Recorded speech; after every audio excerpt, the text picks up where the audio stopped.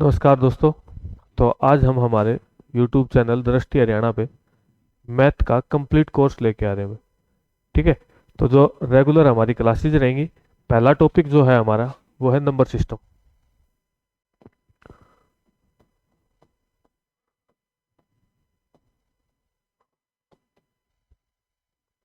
जिसको हिंदी में कहते हुए हम संख्या पत्ती।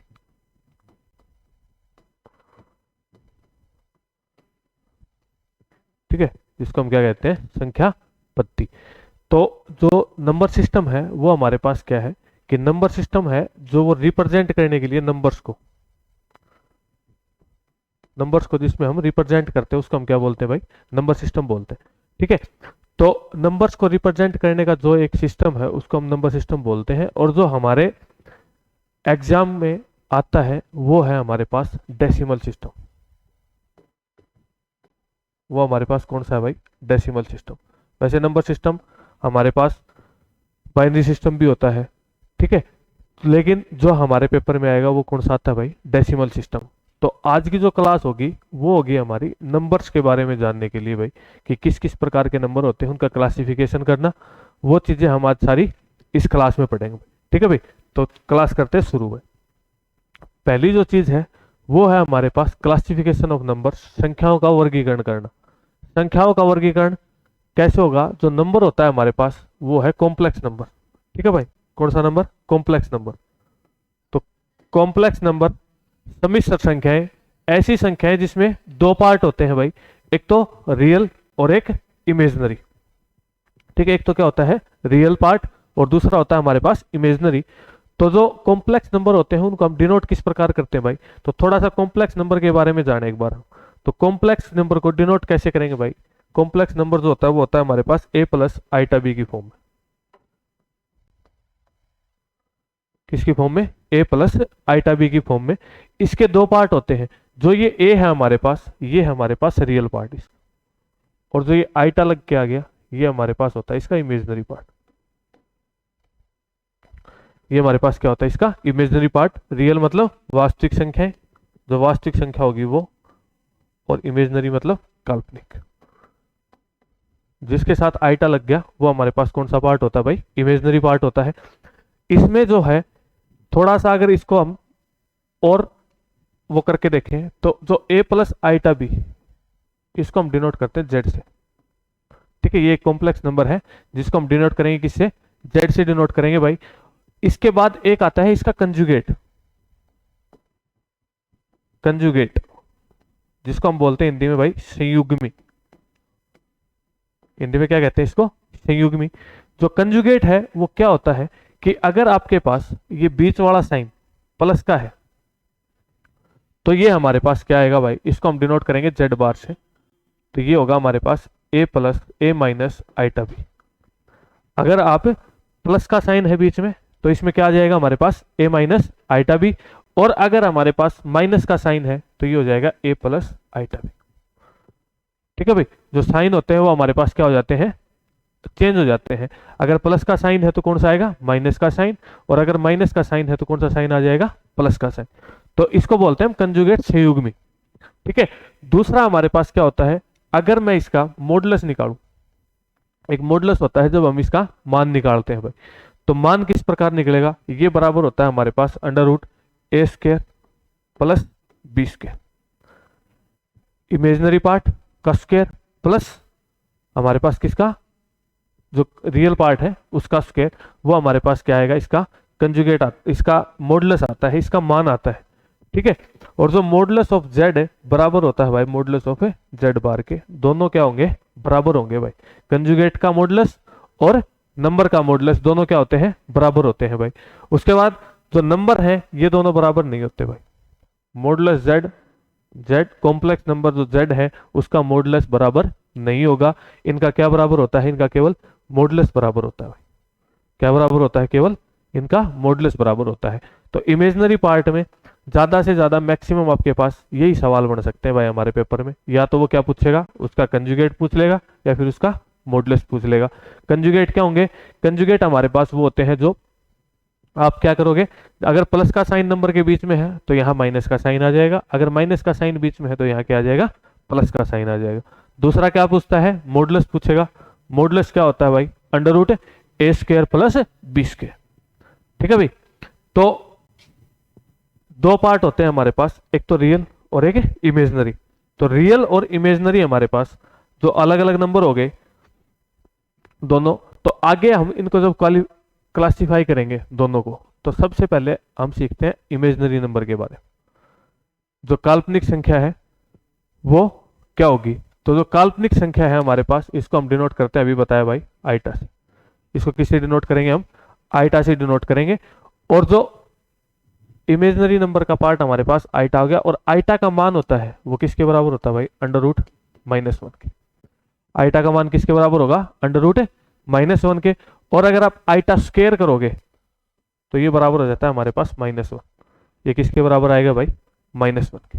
ठीक है, आईटा का पार्ट, अगर आईटा की वैल्यू किसके बराबर होती है भाई, अंडर रूट -1 के, और आईटा स्क्वायर बराबर किसके हो जाएगा, -1 के बराबर। दूसरा कह रहा है कि काल्पनिक संख्या और उसके संयुग्मी का गुणनफल वास्तविक संख्या है, कि आप कोई भी एक काल्पनिक संख्या लोगे, उसका उसके कंजुगेट के साथ गुणा करवाओगे। जैसे हमारे पास एक नंबर है, मान लो 3 + 4 आईटा। ठीक है, एक कॉम्प्लेक्स नंबर है 3 + 4 आईटा। जब हम इसका कंजुगेट निकालेंगे तो क्या हो जाएगा, 3 - 4 आईटा। कंजुगेट कितना हो जाएगा, 3 - 4 आईटा। तो जब हम इनकी गुणा करवाते हैं आपस में, कॉम्प्लेक्स नंबर की उसके कंजुगेट के साथ, तो जो गुणा होगी वो होगी हमारे पास 3 + 4 आईटा इंटू 3 - 4 आईटा। 3 + 4 आईटा इंटू 3 - 4 आईटा। तो जब आप गुणा करवाते हो तो गुणा किस हिसाब से होगी, पहले ये 3 इसके साथ मल्टीप्लाई होगा, कितना आ गया भाई, 9। फिर ये 3 इसके साथ मल्टीप्लाई होगा, कितना आ गया, माइनस का 12 आईटा। फिर इस 4 की गुणा इसके साथ करवाओगे तो प्लस का 12 आईटा, और -4 आईटा इंटू 4 आईटा। ठीक है भाई, तो ये हमारे पास माइनस और प्लस के दोनों कैंसिल हो जाएंगे। जब आप इन दोनों की मल्टीप्लीकेशन करवाओगे तो इन दोनों की मल्टीप्लीकेशन किसके बराबर आ जाएगी भाई, ये हो जाएगा 9 आईटा, आईटा स्क्वायर माइनस का 1 होता है, तो माइनस के 1 के साथ मल्टीप्लाई करवाओगे तो प्लस का हो जाएगा, और 4 4 16, तो बराबर किसके आ गया भाई, 25 के। ये बराबर किसके आ गया, 25 के। तो जो ये 25 है ये हमारे पास क्या है, एक रियल नंबर है। तो जब भी आप किसी भी कॉम्प्लेक्स नंबर की उसके कंजुगेट के साथ गुणा करवाते हो तो वो हमेशा क्या आएगा भाई, रियल नंबर आएगा हमारे पास। ठीक है भाई, एक वास्तविक संख्या आती है। दूसरा हमने क्या किया कि ये भी एक एग्जांपल है भाई, +1 + 5 आईटा और 1 - 5 आईटा की जब आप मल्टीप्लीकेशन करवाओगे तो 1 का स्क्वायर -25 आईटा स्क्वायर बराबर किसके हो जाएगा, 27 के। ठीक है भाई, चलो भी नेक्स्ट इमेजनरी नंबर के बारे में हमारे पास केवल इतना ही है। उसके बाद आते हैं रियल नंबर्स भाई। अब रियल के ऊपर बात करते हैं भाई। रियल नंबर होते हैं हमारे पास दो प्रकार के, कौन कौन से, एक तो आता है हमारे पास डेसिमल नंबर, एक तो क्या होगा, डेसिमल नंबर, दशमलव संख्या। क्या होगा, दशमलव संख्या।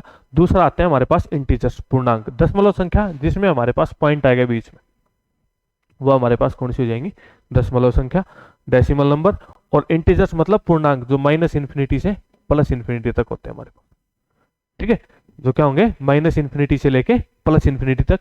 उसके बाद अगर हम उसकी बात करें जीरो की, तो जीरो हमारे पास क्या है, जीरो हमारे पास एक इंटीजर है। शून्य हमारा एक क्या होता है भाई, पूर्णांक होता है। शून्य हमारा क्या है, एक पूर्णांक। ठीक है, तो रियल नंबर्स को हम दो पार्टों में बांटते हैं, एक तो डेसिमल नंबर और दूसरा इंटीजर्स। ठीक है, उसके बाद अगर हम डेसिमल्स की बात करें तो डेसिमल नंबर होते हैं हमारे पास दो प्रकार के। ये देखो भाई कौन कौन से होते हैं डेसिमल नंबर, होते हैं हमारे पास दो प्रकार के। एक तो होगा हमारे पास कौन सा, रिकरिंग डेसिमल और टर्मिनेटिंग डेसिमल। रिकरिंग डेसिमल और टर्मिनेटिंग डेसिमल का मतलब क्या हो गया, ऐसे डेसिमल जिसको आप क्या कर सकते हो भाई, ऐसे डेसिमल्स जिसको आप क्या कर सकते हो, टर्मिनेट मतलब खत्म कर सकते हो, जिनको आप क्या कर सकते हो, टर्मिनेट मतलब खत्म कर सकते हो, वो सारे नंबर किस में आएंगे, टर्मिनेटिंग डेसिमल्स में। ठीक है, तो जो डेसिमल है हमारे पास, इसमें हमने सबसे पहले हम देखते हैं टर्मिनेट डेसिमल के बारे में। तो एग्जांपल्स हमने लिख रखे हैं भाई। एग्जांपल अगर आप देखो तो अगर आप बात करें हम 0.5 की, अगर आप 0.5 की बात करते हो तो 0.5 को आप क्या लिखोगे, 5/10, और ये बराबर किसके आ गया भाई, 1/2 के।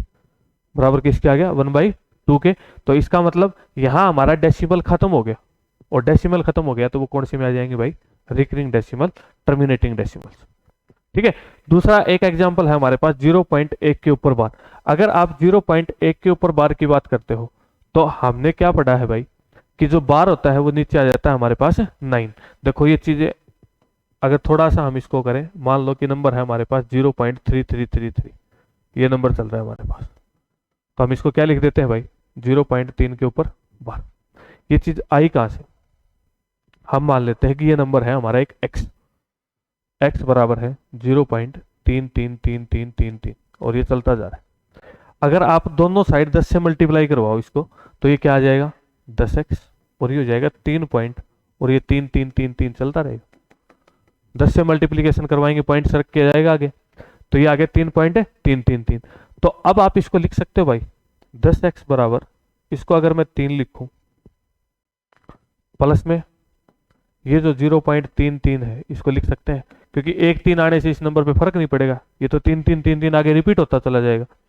तो अगर आप एक चीज देखो तो ये जो नंबर है हमारे पास, ये वाला नंबर, ये तो क्या है जो हमने x माना वही है, जो हमने x माना वही है। तो ये x के बराबर रखोगे, x को इस साइड लाके माइनस का करेंगे तो 9x इज इक्वल टू 3, और x इज इक्वल टू क्या आ गया 1/3, या फिर आप इसको क्या लिख सकते हैं 3/9। तो ये चीज यहां से आती है भाई। हम क्या करते हैं, हमने डायरेक्ट क्या किया कि जैसे ही देखा 3 के ऊपर बार है हमने 3/9 लिख के काट के क्या लिख दिया इसको 1/3। ठीक है, काट के क्या लिख दिया इसको 1/3। तो ये चीज है हमारे पास यहां से आती है। इस नंबर को हम क्या करेंगे, अगर आप थोड़ा सा इसको मॉडिफाई करोगे 10 से मल्टीप्लीकेशन करवा के हमने देखा कि 10 को इस साइड लेके आओगे तो 9x इज इक्वल टू क्या आ गया 3 आ गया, x इज इक्वल टू 1/3 या फिर 3/9। तो ये जो सारे नंबर है जब हम इसको 3/9 की फॉर्म में ले आए, इसका मतलब क्या हो गया डेसिमल खत्म हो गया, टर्मिनेट हो गया। तो ये भी चीज किस में आती है टर्मिनेटिंग डेसिमल्स में आती है। ठीक है भाई, उसके बाद क्या था कि उसके बाद हमें कह रहा है कि नॉन टर्मिनेटिंग डेसिमल ऐसे दशमलव जो खत्म नहीं होते। ठीक है, जो चलते जाएंगे, जैसे ये नंबर है हमारे पास, ये नंबर चलता जा रहा है चलता जा रहा है चलता जा रहा है, तो हम इसको खत्म नहीं कर सकते, तो ये सारे किस में आते हैं नॉन टर्मिनेटिंग। ठीक है, और जो टर्मिनेटिंग डेसिमल्स होते हैं हमारे पास जो खत्म हो जाते हैं उनको हम p/q की फॉर्म में लिख सकते हैं। उनको हम क्या लिख सकते हैं भाई p/q की फॉर्म में। और जिसको हम p/q की फॉर्म में लिख सकते हैं वो सारे नंबर कौन से होते हैं भाई रैशनल नंबर, प्रीमेय संख्या। वो नंबर क्या होते हैं हमारे पास प्रीमेय संख्या। ठीक है, तो जो भी टर्मिनेटिंग डेसिमल्स होते हैं वो सारे हमारे किस में आते हैं प्रीमेय संख्याओं में आते हैं। जब दूसरा हमारा नॉन टर्मिनेटिंग जिसको आप डेसिमल को खत्म नहीं कर सकते, इसका एक एग्जांपल हमारे पास पाई भी होता है भाई। पाई एक ऐसा नंबर है जो हमारे पास नॉन टर्मिनेटिंग डेसिमल में आएगा, नॉन रिकरिंग डेसिमल में आएगा। इसमें हम क्या करेंगे कि इसको हम पाई को हम जो वैल्यू लिखते हैं वो लिखते हैं पाई बराबर 22/7, लेकिन ये एग्जैक्ट वैल्यू नहीं है, ये हम इसको लगभग बराबर मानते हैं किसके है 22/7 के। ठीक है, तो जो ये 22/7 अगर आ गया तो 22/7 का मतलब तो क्या है भाई ये क्या है रैशनल नंबर। लेकिन जब आप पाई की बात करोगे तो पाई क्या होता है हमारे पास इर्रेशनल, पाई क्या होता है हमारे पास इर्रेशनल नंबर, अप्रीमेय संख्या। ठीक है भाई, इतनी बात आ गई समझ में। तो डेसिमल में दो टाइप होती है, एक तो रिकरिंग और दूसरा नॉन रिकरिंग। मतलब एक तो जिसको आप बोलते हो आवर्ती दशमलव जहां दशमलव हमारी खत्म हो जाए, दूसरा होता है अनावर्ती दशमलव जहां हम दशमलव को खत्म नहीं कर सकते। ठीक है भाई, तो अब अगर हम बात करें तो अब आती है हमारे पास रैशनल नंबर्स के बारे में देखते हैं भाई। रैशनल नंबर्स क्या होते हैं भाई, रैशनल नंबर प्रीमेय संख्याएं कौन सी होती हैं, any number that can be represented in form of p/q। कोई भी संख्या जिसे p/q के रूप में दर्शाया जा सकता है वो हमारे पास क्या होते हैं रैशनल नंबर। यहाँ एक कंडीशन ये भी है कि q बराबर नहीं होना चाहिए भाई 0 के। जो q है वो किसके बराबर नहीं होना चाहिए 0 के बराबर। अगर q 0 के बराबर हो गया तो वो हमारे पास क्या बन जाएगी एक इनडिटर्मिनेट फॉर्म बन जाएगी। तो इसका मतलब वो प्रीमेय संख्याओं में नहीं आएगी। तो रैशनल नंबर हमारे पास कौन से होते हैं जो p/q की फॉर्म में लिखे जा सकते हैं। जैसे सारी भिन्न हो गई हमारे पास, जो भी फ्रैक्शन होती है वो सारी किस में आती हैं रैशनल नंबर्स में आती है। दूसरा कह रहा है कि रिपीटिंग और terminating decimals can be represented in form of p/q। अभी हमने करके देखी थी ये चीजें भाई, अभी हमने लिख के देखा कि हम इनको सबको क्या कर रहे हैं p/q की फॉर्म में लिख रहे हैं। 0.5 को हमने क्या कर दिया p/q की फॉर्म में कन्वर्ट कर दिया। तो जितने भी हमारे पास रिकरिंग डेसिमल होते हैं वो या फिर टर्मिनेटिंग डेसिमल होते हैं वो सारे किस में आते हैं भाई रैशनल नंबर्स में आते हैं। ठीक है, उसके बाद नेक्स्ट पॉइंट में ये कह रहा है कि every fraction is a rational number and vice versa, मतलब प्रत्येक भिन्न एक प्रीमेय संख्या होती है और इसके विपरीत। जो प्रत्येक भिन्न होंगी वो हमारे पास प्रीमेय संख्या होती है, क्योंकि भिन्न का मतलब भी क्या है कि पी बाई क्यू की फॉर्म में, और पी बाई क्यू का मतलब क्या है कि वो सारे क्या है रैशनल नंबर्स। तो जो प्रत्येक भिन्न होती है वो सारी क्या होती है रैशनल नंबर, और इसका उल्टा भी कि सारे रैशनल नंबर क्या होंगे फ्रैक्शन होंगे। ठीक है भाई। उसके बाद every integer is a rational number, प्रत्येक पूर्णांक हमारे पास क्या होता है रैशनल नंबर होता है। जितने भी इंटीजर्स होते हैं वो सारे किस में आते हैं भाई रैशनल नंबर्स में आते हैं। ठीक है भाई। तो नेक्स्ट, अब अगर ये क्वेश्चन है भाई कि हमें बताना है कि इनमें से कौन सी प्रीमेय संख्याएं हैं, कौन सी प्रीमेय संख्याएं नहीं है। ठीक है। तो पहला एग्जांपल है हमारे पास 300। तो 300 हमारे पास क्या है भाई एक इंटीजर है। 300 क्या है एक इंटीजर है, पूर्णांक है। 300 क्या है एक पूर्णांक है, और पूर्णांक है तो इसका मतलब ये क्या होंगे रैशनल नंबर्स, क्योंकि सारे पूर्णांक क्या होते हैं रैशनल नंबर्स होते हैं। तो पहला तो हमारा क्या है भाई सही, पहला तो हमारा किस में आ जाएगा रैशनल नंबर्स में। दूसरा कह रहा है -45। -45 भी क्या है इंटीजर है, नेगेटिव इंटीजर है। माइनस के है इंटीजर्स हमारे अभी बताया था, इंटीजर्स कहां से कहां तक होते हैं -∞ से +∞। इसके बीच में जो भी नंबर आते हैं वो हमारे पास किस में आएंगे इंटीजर्स में। मतलब इसके बीच में नंबर आने का मतलब माइनस के -1 2 3 4 5, और ये सारे नंबर किस में आएंगे इंटीजर्स में। इसका मतलब ये वाला नंबर भी हमारा क्या होगा भाई रैशनल नंबर होगा। दूसरी बात करते हैं √3। तो √3 का हमें मान नहीं पता। √3 का जो जितनी भी रूट की संख्याएं होती है जो एक परफेक्ट इंटीजर नहीं देती, जैसे मान लो √2 √5 √3 √7, ये सारी वैल्यू हमारे पास किस में आती है भाई इरेशनल। सारी नंबर किस में आएंगे भाई अप्रीमेय संख्या। ये सारे किस में आते हैं अप्रीमेय संख्याओं में। ठीक है। उसके बाद अगर हम 1/4 पे चलें तो 1/4 खुद एक पी बाई क्यू की फॉर्म में है, पी बाई क्यू की फॉर्म में है। इसका मतलब ये भी किस में आएगा भाई रैशनल नंबर्स में आएगा। उसके बाद हमने देखा 0.333। तो अभी बताया था कि 0.33 को आप क्या लिख सकते हो 0.3 के ऊपर बार, और 0.3 के ऊपर बार है इसका मतलब ये क्या है टर्मिनेटिंग डेसिमल, जिसको आप खत्म कर सकते हो। और सारी टर्मिनेटिंग डेसिमल्स होते हैं वो क्या होते हैं हमारे पास रैशनल नंबर होते हैं। इसका मतलब ये वाला भी हमारा रैशनल नंबर हो जाएगा।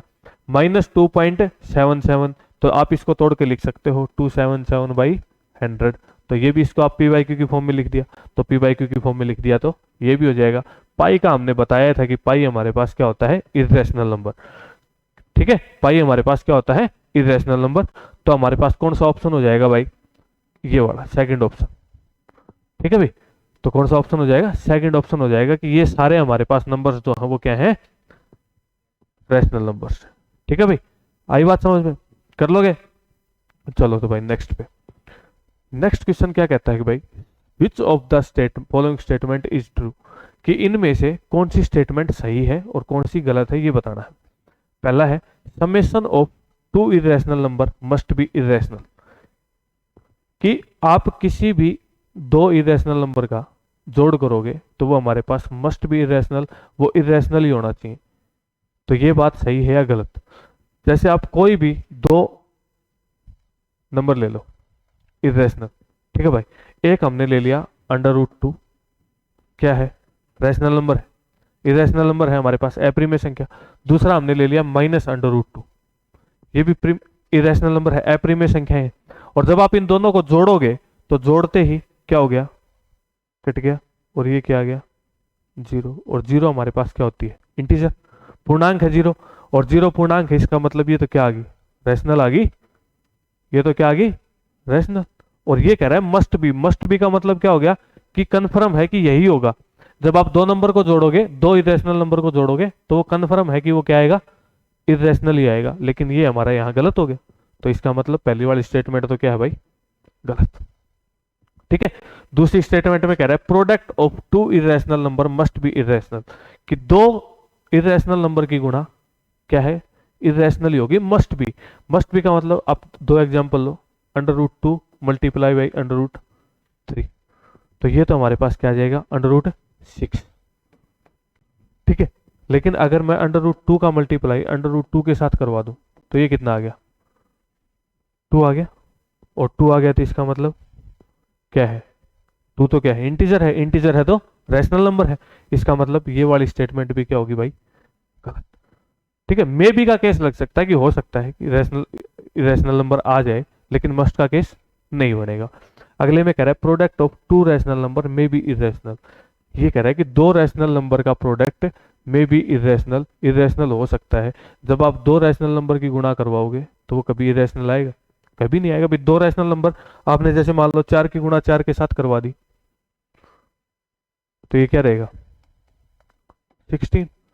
तो ये तो हमारे पास कभी नहीं आना। जब आप दोनों रैशनल नंबर की गुणा करवाओगे, दो रैशनल नंबर है आपके पास, दोनों की गुणा करवाओगे तो वो तो इरेशनल किसी कंडीशन में नहीं आ सकता। तो ये वाली स्टेटमेंट भी क्या है भाई, गलत। अगला कह रहा है summation of two irrational number may be irrational. तो ये मे बी का केस है, हो सकता है इरेशनल आ जाए। तो मे बी का क्या आ गया कि अभी हमने देखा था कि √2 और -√2, इन दोनों को जब हमने जोड़ा तो √2 से √2 कट के कितना आ गया था, 0 आ गया था। तो ये तो रैशनल आ गया। लेकिन बहुत से केस ऐसे मिलेंगे जैसे √2 प्लस √3, ये इरेशनल बन जाएगा। तो ये मे बी का केस लग सकता है। तो इसका मतलब क्या हो गया भाई, ये वाली स्टेटमेंट हमारी क्या है, सही। ठीक है भाई। पहली स्टेटमेंट क्या कह रहा था कि summation of two irrational number must be irrational, कि मस्ट का केस लग जाए।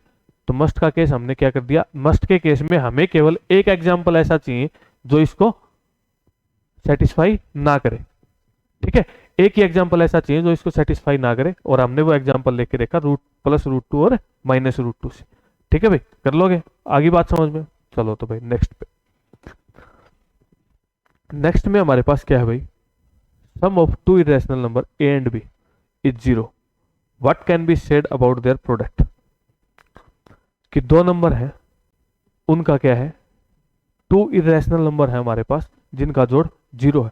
तो ये क्या हो सकता है भाई, एक ही कंडीशन हो सकती है। हमने मान लो √2 और -√2, ये दो नंबर ले ली, तभी जोड़ोगे तभी 0 बनेगा भाई। दोनों नंबर नेगेटिव साइन के साथ आए तभी 0 बन सकता है, दो का जोड़ दो। तो इसका मतलब हमने ए मान लिया √2 और बी मान लिया -√2। ठीक है, दोनों का जोड़ 0 है। पहली स्टेटमेंट कह रहा है प्रोडक्ट मस्ट बी रैशनल। जब आप इनका प्रोडक्ट करोगे √2 गुणा में -√2, ठीक है, तो ये कितना आ गया -2। ठीक है भाई।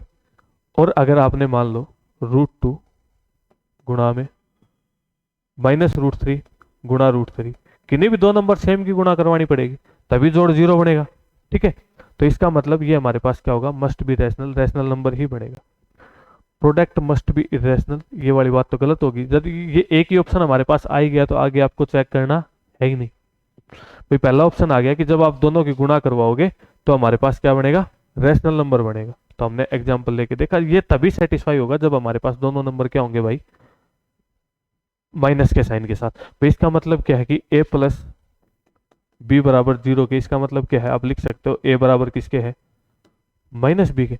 मतलब a और b है तो सेम, लेकिन किस साइन के साथ, अपोजिट साइन के साथ। अगर a प्लस का है तो b माइनस का, अगर b प्लस का है तो a माइनस का। ठीक है भाई, बात आ गई समझ में। चलो अभी नेक्स्ट क्वेश्चन। नेक्स्ट में हम थोड़ा सा अपरिमेय संख्याओं के बारे में जानते हैं। अपरिमेय संख्याएं क्या होंगी कि इरेशनल नंबर्स हैं हमारे पास। अपरिमेय संख्या क्या होती है, an in real number that can be expressed as a ratio of integers that is as fraction. कोई भी वास्तविक संख्या जो पूर्णांकों के अनुपात के रूप में व्यक्त नहीं की जा सकती, वो हमारे पास क्या होती है, भिन्न के रूप में नहीं लिख सकते, वो नंबर हमारे पास क्या होते हैं, इरेशनल नंबर। तो सीधी सी बात है, रैशनल नंबर होते हैं जिनको आप p/q की फॉर्म में लिख सकते हो, मतलब भिन्न के रूप में लिख सकते हो। और इरेशनल नंबर क्या हो जाएंगे, जिसको आप भिन्न के रूप में नहीं लिख सकते, मतलब p/q की फॉर्म में ना आए, वो नंबर हमारे पास क्या होते हैं, अपरिमेय संख्या। दूसरे आते हैं non recurring decimals are irrational. जितने भी हमारे पास अनावर्ती दशमलव होंगे जिनको हम खत्म नहीं कर सकते, वो सारे किस में आते हैं, इरेशनल नंबर में आते हैं। ठीक है भाई, जो टर्मिनेटिंग है वो तो किस में आती है, रैशनल नंबर में, और जो नॉन टर्मिनेटिंग है वो किस में आती है, इरेशनल नंबर। ठीक है भाई। दूसरा क्या कह रहे हैं कि पाई इज एन, ये एग्जांपल हमने ले लिया था कि पाई एक क्या है, अपरिमेय संख्या होती है। दूसरा कह रहा है दो संख्याएं ए और बी के बीच में अनंत परिमेय और अपरिमेय संख्या होती है। कोई भी दो संख्या होंगी, चाहे आप कोई भी लगातार नंबर ले लो, चाहे आप बीच में नंबर छोड़ के ले लो, तो जो भी हमारे पास क्या होते हैं, नंबर्स होते हैं, दो संख्या होती हैं, उनके बीच में अनंत परिमेय संख्याएं होंगी और अनंत अपरिमेय संख्याएं होती हैं। इनको आप एक्सप्रेस किस हिसाब से कर सकते हो आप, अगर आपको निकालनी हो तो इसका एक फार्मूला होता है ए के प्लस बी बाई के प्लस वन, जहां आप के का मान रख सकते हो 1 2 3 4 5 कुछ भी। ठीक है भाई, रैशनल नंबर्स कैसे निकालते हैं, ए के प्लस बी बाई के प्लस वन। दूसरा हमें क्या कह रहा है, दूसरा हमें बताया इसने कि इरेशनल नंबर हमारे पास ये किस हिसाब से निकाल सकते हैं हम, ए बी दोनों नंबर की गुणा और उसकी पावर पहले 1/2, फिर ए बी 1/3, और जो हमारा इसमें परफेक्ट नंबर आ जाएगा वो उसको हम क्या कर देंगे, हटा देंगे। ठीक है, ऐसे नंबर भी आएंगे बीच में जिनकी, जैसे मान लो मेरे को निकालना है 2 और 4 के बीच में निकालना, 2 और 4 के बीच में निकालने हैं कि इरेशनल नंबर बताओ, तो पहला नंबर क्या आएगा 2 8 8 की पावर 1/2, दूसरा आएगा 8 की पावर 1/3। 8 की पावर 1/3 का मतलब क्या हो गया, √8, क्यूब रूट 8। इसका मतलब क्या है, क्यूब रूट 8, और 8 किसका क्यूब रूट होता है, 2 का। तो जो परफेक्ट इंटीजर्स आते जाएंगे उनको हम बाहर निकाल देंगे, बाकी जो बचेंगे वो क्या आ जाएंगे हमारे पास, इरेशनल में। तो किन्हीं भी दो नंबर के बाद चाहे आप कंजुगेटिव नंबर लो चाहे आप नॉन कंजुगेटिव नंबर लो, तो वो नंबर हमारे पास सारे किस में आते हैं भाई, रैशनल और इरेशनल, उनके बीच में क्या होते हैं, अनंत होते हैं, अनंत अपरिमेय संख्याएं होती है। ठीक है, चलो अभी नेक्स्ट पॉइंट पे। नेक्स्ट है हमारे पास इंटीजर्स। इंटीजर्स होते हैं हमारे पास भाई दो प्रकार के, कौन कौन से, एक तो आएगा हमारे पास पॉजिटिव और दूसरा क्या होता है, नेगेटिव। एक तो पॉजिटिव इंटीजर्स, दूसरे नेगेटिव इंटीजर्स। तो पॉजिटिव इंटीजर्स क्या होते हैं हमारे पास, 1 से लेके इनफाइनाइट तक। कौन से होंगे, 1 से लेके इनफाइनाइट तक, ये हमारे पास किस में आते हैं, पॉजिटिव में। और नेगेटिव -∞ से लेके -1 तक। जीरो हमारे पास ना तो पॉजिटिव है और ना ही नेगेटिव है। जीरो हमारे पास ना तो पॉजिटिव नंबर्स में आता है और ना ही नेगेटिव नंबर्स में आता है। ठीक है भाई, तो zero is neither negative nor positive but integer. शून्य हमारा ना तो ऋणात्मक है ना ही धनात्मक है, लेकिन पूर्णांक होता है। ठीक है, पूर्णांक में तो आएगा लेकिन पॉजिटिव और नेगेटिव में नहीं आएगा। अगर अगला कह रहा है positive integer is a set of natural number. जो पॉजिटिव इंटीजर्स होते हैं वो हमारे पास प्राकृतिक संख्याओं का एक कलेक्शन होता है। अगर हम नेचुरल नंबर्स की बात करें तो नेचुरल नंबर्स हम कौन से लेते हैं भाई, नेचुरल नंबर्स हमारे पास प्राकृत संख्याएं,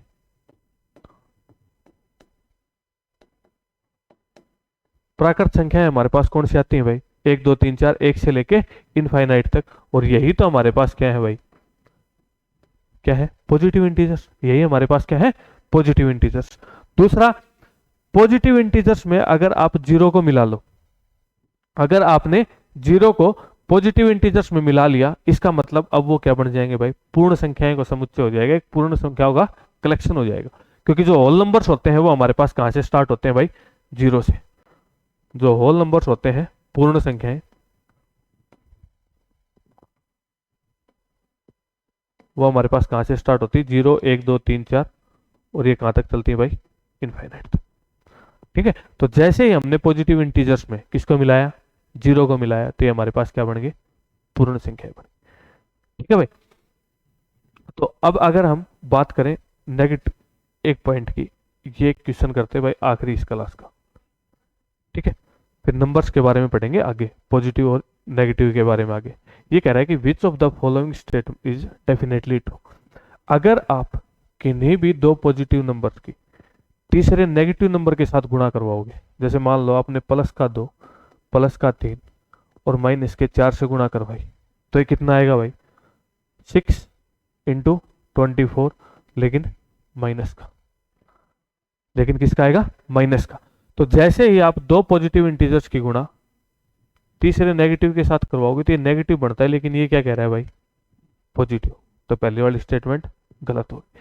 दूसरा कह रहा है कि अगर आप नेगेटिव नेगेटिव की गुणा पॉजिटिव के साथ करवाते हो, तो जैसे ही आपने दो नेगेटिव की गुणा करवाई तो वो पॉजिटिव बन गया, और फिर पॉजिटिव के साथ करवाओगे तो क्या बनेगा, पॉजिटिव, लेकिन ये क्या बता रहे हैं, नेगेटिव। तो ये वाली स्टेटमेंट भी क्या है भाई, गलत।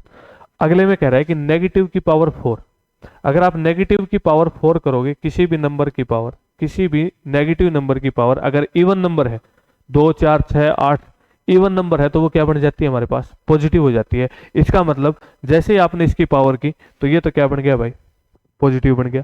दूसरा क्या कह रहा है कि पॉजिटिव की पावर नेगेटिव, तो पॉजिटिव की पावर अगर आप 2 की पावर -1 करते हो, इसका मतलब क्या होता है भाई, ये हो गया 1/2। इसका मतलब क्या होता है भाई, ये हो गया 1/2। जैसे ही आपने पावर 2 की, 2 की पावर -2, इसका मतलब ये हो गया 1/2 की पावर 2। माइनस का मतलब क्या होता है, वो चला जाएगा फ्रैक्शन में नीचे वाले पार्ट में। तो जैसे ही आप इसको जोड़ोगे तो ये भी पॉजिटिव इंटीजर है, ये भी पॉजिटिव है, दोनों को जोड़ोगे तो क्या आएगा, पॉजिटिव ही आएगा। दूसरा कह रहा है कि नेगेटिव प्लस में पॉजिटिव का square, negative plus positive square negative बनेगा। तो अगर आप नेगेटिव नंबर है आपके पास कोई भी, मान लो -2 प्लस आपने मान लो 3 का पावर 4 किया, तो ये हमारे पास क्या बनेगा, 3 की पावर 3 कर लो, मान लो 3 की पावर 3 की, 3 का पावर 3 कितनी होगी भाई, 27, और 27 में 2 जोड़ोगे तो कितना बनेगा, 2 घटाओगे 25, क्या आया हमारे पास, पॉजिटिव।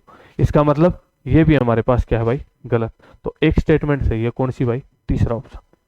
कौन सा सही हो जाएगा, केवल तीसरा ऑप्शन इसका सही हो जाएगा, कि जब आप नेगेटिव की पावर 4 और पॉजिटिव की पावर नेगेटिव करोगे तो हमारे पास कौन सा नंबर बनेगा, पॉजिटिव नंबर ही बनेगा।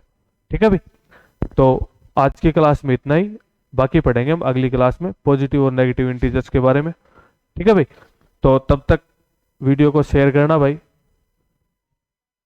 और बताना कमेंट करके कि आपको क्लास कैसी लगी, और कुछ डाउट हो तो वो अपना कमेंट सेक्शन में बता देना भाई। ठीक है, थैंक यू भाई।